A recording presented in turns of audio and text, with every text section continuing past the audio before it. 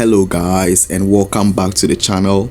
Today we are looking at Nightfall in Soweto by a South African, Oswald Mtshali.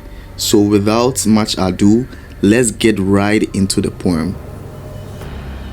Nightfall comes like a dreaded disease, seeping through the pores of a healthy body and ravaging it beyond repair. Second stanza. A murderous hand, lurking in the shadows, clasping the dagger, strikes down the helpless victim. I am the victim, I am slaughtered. Every night in the streets, I am cornered by the fear.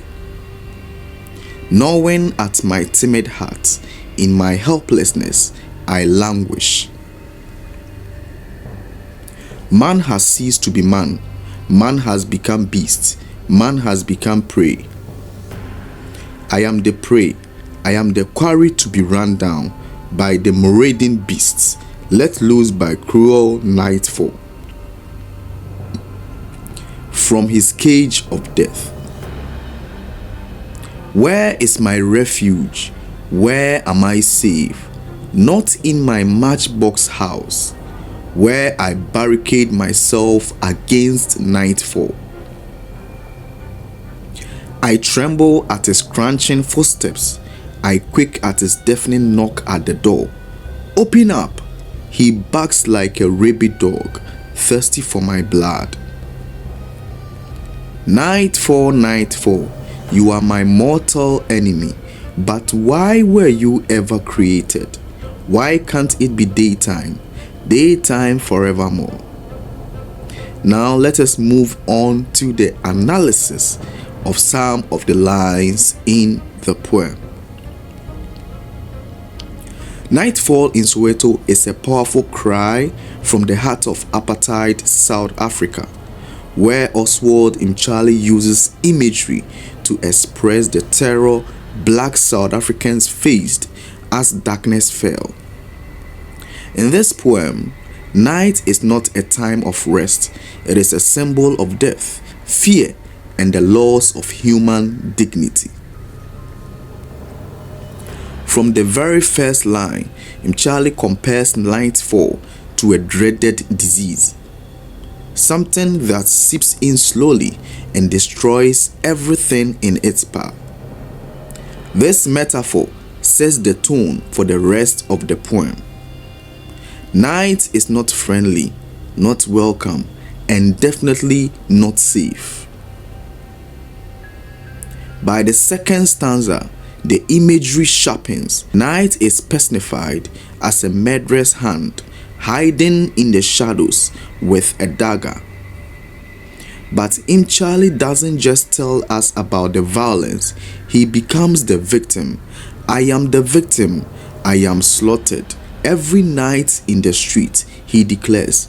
The use of the word slaughtered suggests that these killings are not just frequent, but brutal and inhumane, like animals being butchered.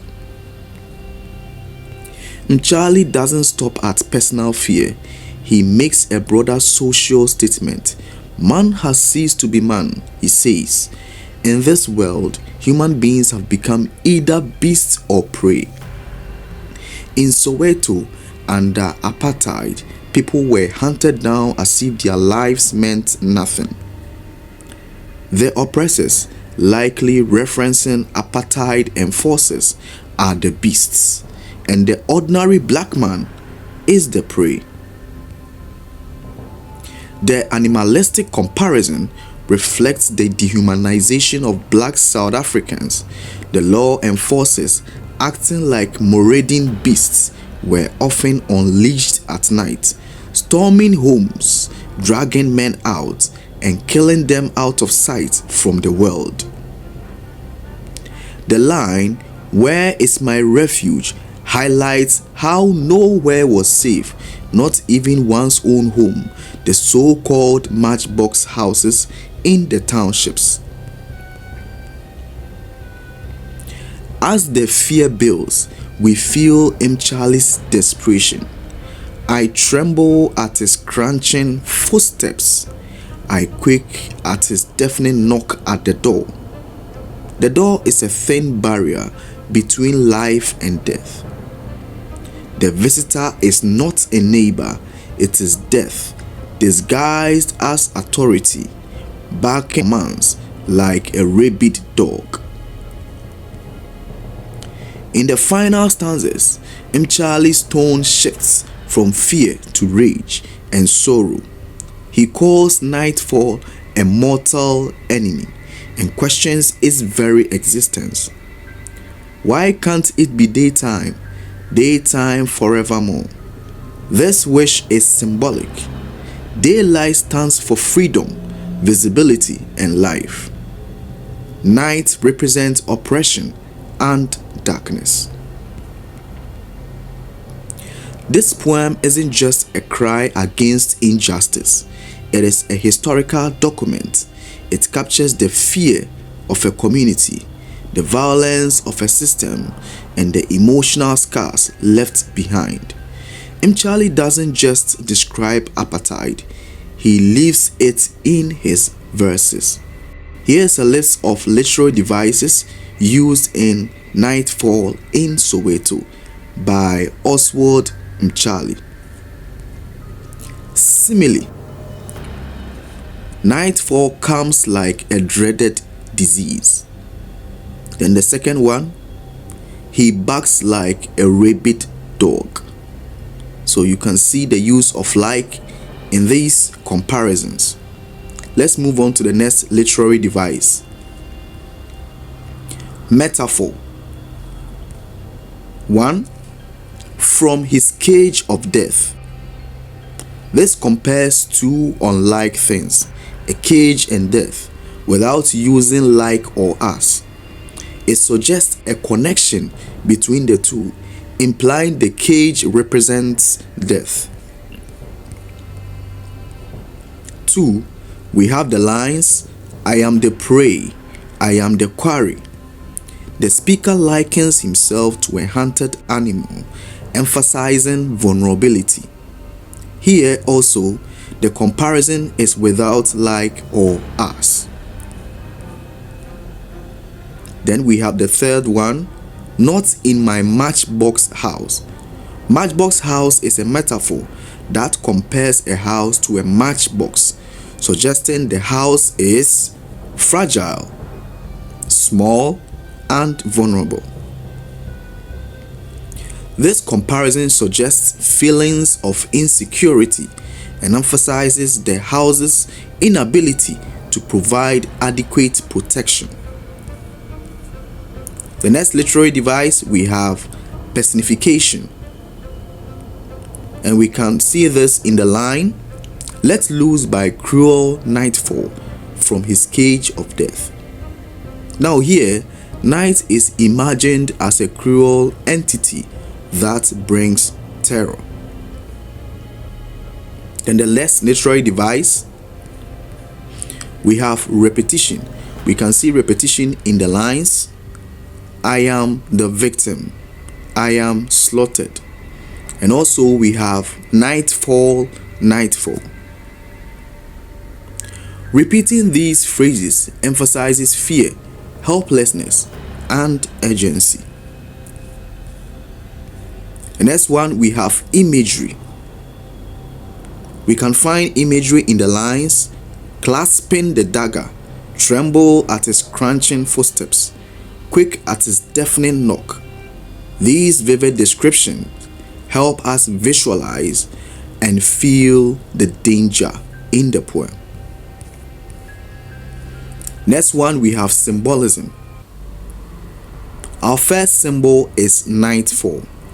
Nightfall symbolizes oppression, death, and the violence of apartheid.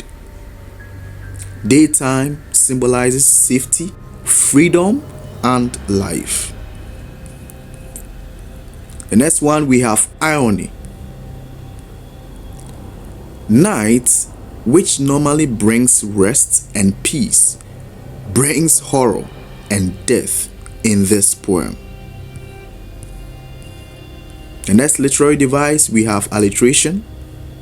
The instance of alliteration is seen in the phrase dreaded disease.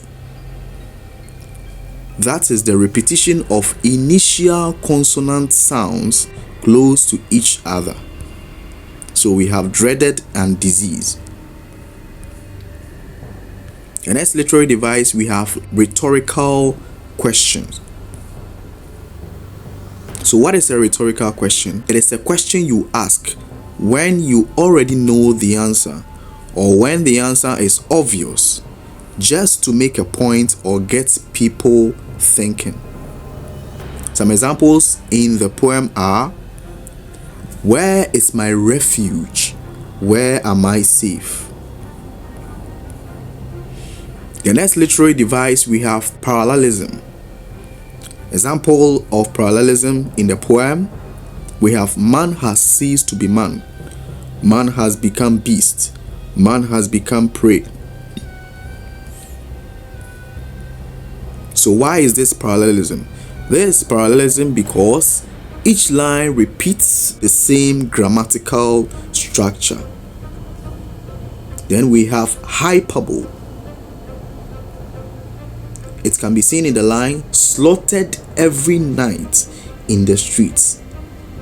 Now, while not literally every night, this exaggeration conveys the frequency and horror of violence. We have apostrophe. Nightfall, nightfall. So why is this apostrophe? The speaker addresses night as if it's a living enemy to create a dramatic effect. The next literary device, we have synecdoche, gnawing at my timid heart. Here, heart can be interpreted as a synecdoche for the speaker's entire being. Instead of saying gnawing at me, Mtshali uses heart, a part of the body, to represent a whole person. Onomatopoeia, that is the next literary device. I tremble at his crunching footsteps. The word crunching imitates the harsh, grinding sound of heavy steps, perhaps on gravel or dry ground. It not only describes the sound, but also evokes fear because it's associated with someone approaching with danger. Now let us move on to the tone of the poem. Now the tone shifts from fear to despair, to anger, and finally to a kind of hopeless wishfulness, wanting daytime forevermore. Now let us move on to the structure of the poem.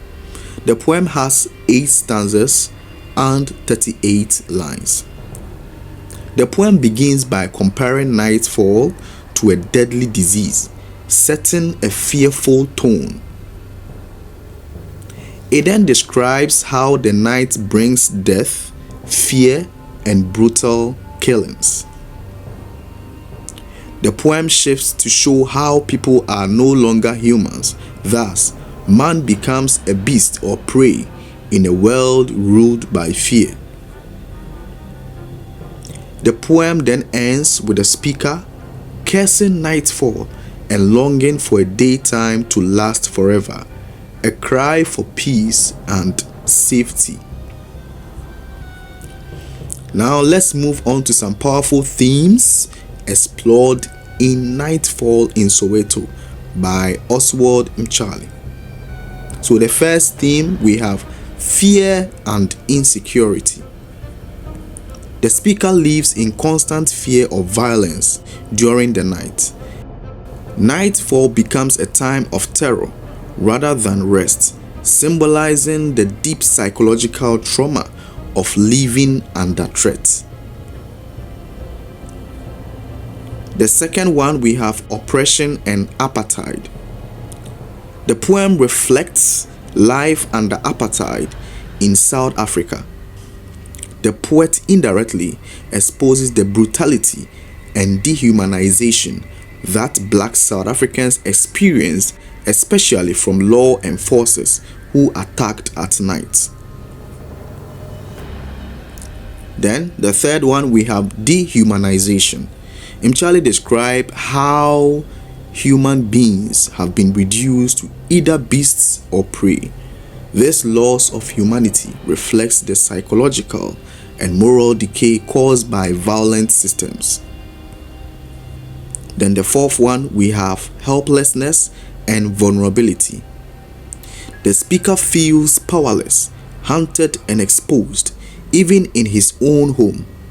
This sense of vulnerability speaks to the lack of protection or justice for black South Africans. Then the next one, we have violence and death. The imagery of slaughter, daggers, and bloodshed shows how routine violence had become.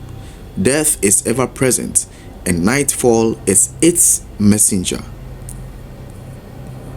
The C's theme, we have injustice and protest.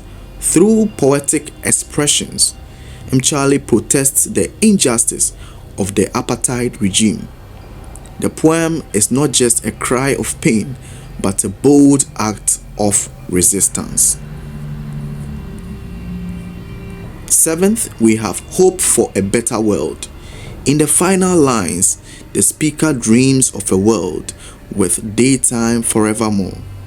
Daytime becomes a symbol of hope, peace, and freedom, what the oppressed longed for. Conclusion.